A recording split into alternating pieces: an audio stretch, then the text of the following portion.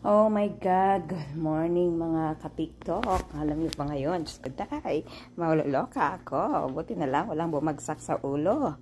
Kagabi. Ano ba ta?